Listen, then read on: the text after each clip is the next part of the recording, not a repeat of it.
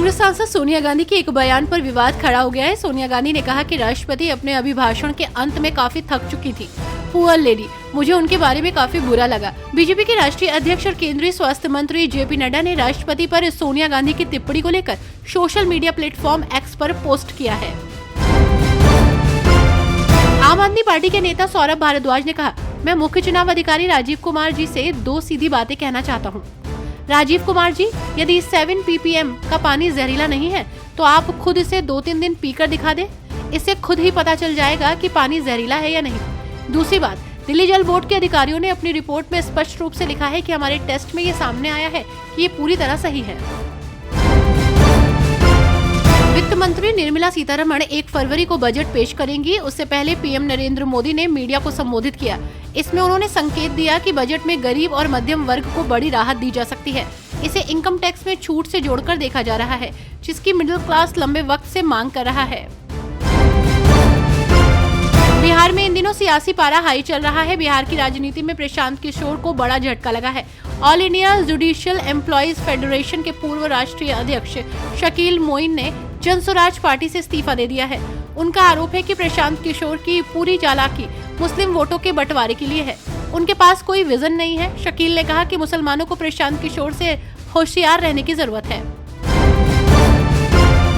यमुना नदी मुद्दे पर चुनाव आयुक्त के साथ बैठक के बाद आप सांसद संजय सिंह ने ये सुनिश्चित किया कि चुनाव आयोग यमुना टिप्पणी पर पूरे मामले की जांच करेगा।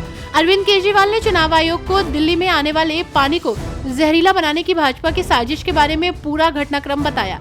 आयोग ने कहा कि वो पूरे मामले की तथ्यों के साथ जांच करेगा और फिर कोई फैसला करेगा।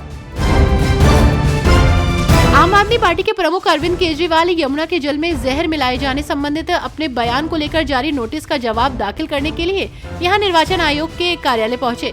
केजरीवाल के साथ दिल्ली के मुख्यमंत्री आतिशी और पंजाब के मुख्यमंत्री भगवंत मान भी थे। तो वहीं मीडिया से बातचीत में केजरीवाल ने आरोप लगाते हुए कहा कि चुनाव आयोग आपको उसकी आवाज उठाने के लिए निशाना बना रहा है। राष्ट्रपति द्रौपदी मुर्मू ने संसद के दोनों सदनों को संबोधित किया। इसके साथ ही बजट सत्र की शुरुआत हो गई। राष्ट्रपति ने अपने अभिभाषण में केंद्र सरकार की उपलब्धियों को देश के सामने रखा। केंद्रीय बजट 1 फरवरी को पेश किया जाएगा। बजट सत्र 31 जनवरी से 4 अप्रैल तक 2 चरणों में आयोजित किया जाएगा। सत्र का पहला भाग 13 फरवरी को समाप्त होगा और दूसरा चरण 10 मार्च से शुरू होगा। हरियाणा सरकार द्वारा जारी भ्रष्ट पटवारियों की सूची के लीक होने के बाद हाई कोर्ट में याचिका दायर की गई है। याचिका में कहा गया है कि इस सूची में सार्वजनिक होने से व्यक्तियों की प्रतिष्ठा को नुकसान हुआ है और उनके परिवारों को मानसिक पीड़ा का सामना करना पड़ा है। याचिकाकर्ता ने अदालत से आग्रह किया कि इस सूची को तुरंत सार्वजनिक डोमेन से वापस लिया जाए।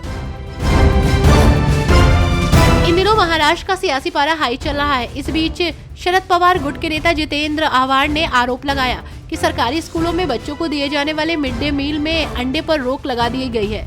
इसको लेकर उन्होंने सीएम देवेंद्र फडणवीस के नेतृत्व वाली सरकार पर हमला करते हुए कहा कि वो एक खास वर्ग को खुश करने के लिए ऐसा फैसला कर रहे हैं। दिल्ली में इन दिनों विधानसभा चुनाव से पहले यमुना नदी की सफाई का मुद्दा गरमाया हुआ है। वहीं इसी बीच भारतीय युवा कांग्रेस द्वारा दिल्ली में आप के राष्ट्रीय संयोजक अरविंद केजरीवाल के खिलाफ विरोध प्रदर्शन किया गया। वे यमुना नदी मुद्दे पर उनकी टिप्पणी पर विरोध प्रदर्शन कर रहे थे। प्रदर्शनकारियों को हाथों में तख्तियां लिए और केजरीवाल के खिलाफ नारे लगाते हुए देखा गया।